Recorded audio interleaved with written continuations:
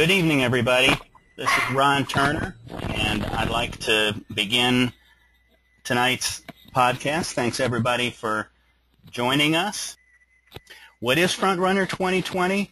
Well, briefly, it's something that we've started to create a community for candidates and the people who support them before they're running for office, as well as during campaigns and after their victories.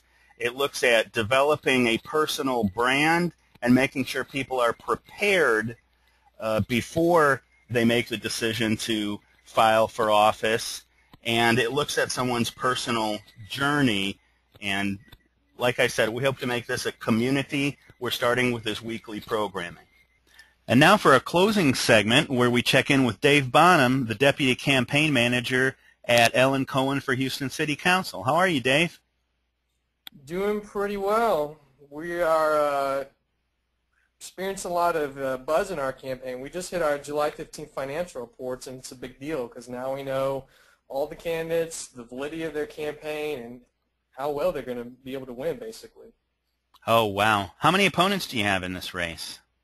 In our race, we have a total of 4, including ourselves. But the really interesting thing in Houston is you can file all the way up until September 8th, I want to say. Pretty far out. I mean, if you know anything about other races, typically you have to file the December before that election so you can go through the primary and everything like that. But in a city council race in Houston, they're not partisan. There's no primaries, and so it's fair game for a long time. Oh, man. Well, you've got your hands full. I can see how those finance reports probably gave you a lot of good information. Well, hey, thanks for joining us. Appreciate it. I know you have a lot going on. And after Nancy's outstanding presentation, I see 2 important areas where you might help us out and shed some light on what was discussed. I'd like to follow up on the intense demands on the candidate's time. That was one point we covered, as well as your wins of some major endorsements that I read about this week. How's that sound? Sure, it sounds great. Yeah, you know, as a professional in the campaign world, I'm really lucky to have the candidate I have in the sense that she gives us all of her time. She doesn't have a young family. She doesn't have another job. She doesn't have a side business. She comes in at 9 o'clock like we come in, and then she gets done at the end of the day around 8 or 9 whenever she's done going to her 3 or 4 civic clubs every night. It's an intense calendar. We used to have a professional scheduler, and now we kind of split that up. But she goes to 30, 40 campaign-related things every week. It's a big deal. Her schedule is almost one of the most important things we do next to voter contact, and it takes a lot of time. Wow, Dave, that is an intense schedule, and I had no idea that, you know, here we are in the middle of summer for a November election that you'd be working those kind of hours. So is this related to the community organizations and those relationships and endorsements we're talking about? Absolutely. Yeah, we've already gone through, I want to say, at least 6 different screenings or endorsement processes. We have 3 this past week, and then 1, I guess, about a month ago. And yeah, it's all about laying the framework for these clubs. You want those people to support you because they are the thought leaders in their community for that issue or just that general area, and the same way for the endorsement process. If you want someone to vote for you in September or August or July, like we're dealing with right now, you need to start going to that meeting at least a month beforehand, if not 2 or 3, because typically they only meet once a month. So is there anything else that you'd like to add to us about that particular aspect of the relationships with these organizations and how Ellen builds those relationships? Absolutely, yeah. I mean, you've got to take initiative. I think I said this earlier, but these groups are not run by paid staff members typically. They're done by volunteers. And so although you may fill out a questionnaire or a screener, and it says, we'll contact you when, we're going to have our meeting and our votes, you need to stay on top of the ball. You need to know when that vote's going to be coming up. And the only way you do that is by taking the initiative. We went to multiple screenings where some of the other candidates in our race simply didn't show or didn't send in their questionnaire in time because they weren't taking the initiative. They were waiting for that group to reach out to them. Okay. Yeah, well, that makes sense. It's kind of surprising that the others wouldn't even be working on it at all. It's just a test. Go ahead, sorry. Yeah.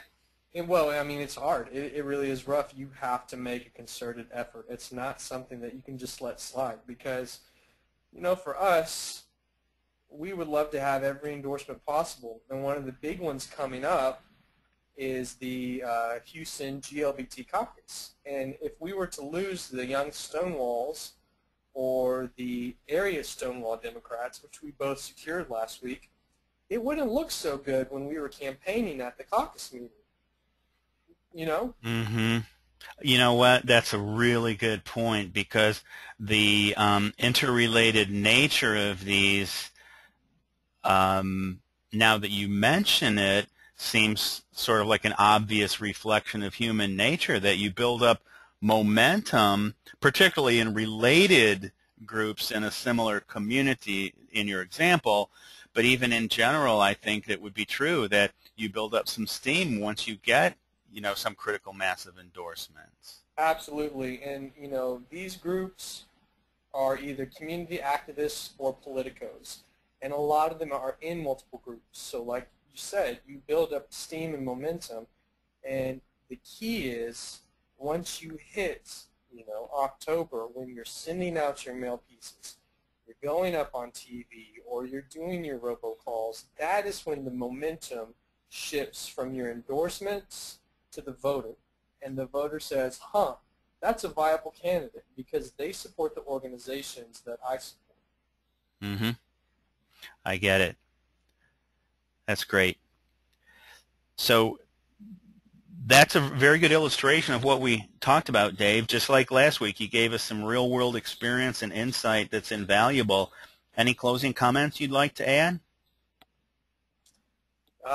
No, just go to as many meetings as you can, smile as much as you can, and follow up with those people. Sometimes it's not about going to the meeting.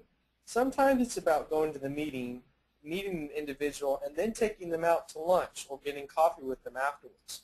Those relationships are key because you never know what kind of power and influence they wield in the community or in that group or on the screening board. You just never know. Mm-hmm. That's a great tip. Dave, thanks for being here with us. Let me just say, if anybody has any questions or comments for Dave, he's been generous to put his email here, david.bonham@gmail.com, david.bonem@gmail.com, and please don't abuse it. I'm really appreciative to Dave for giving us the time, but he did give us permission if somebody wanted to correspond with him that it's okay to go ahead and do so.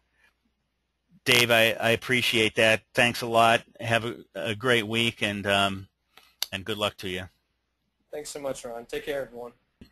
All right, everybody. This concludes the second episode. I hope you join our community and look to these every week. Thanks, everybody.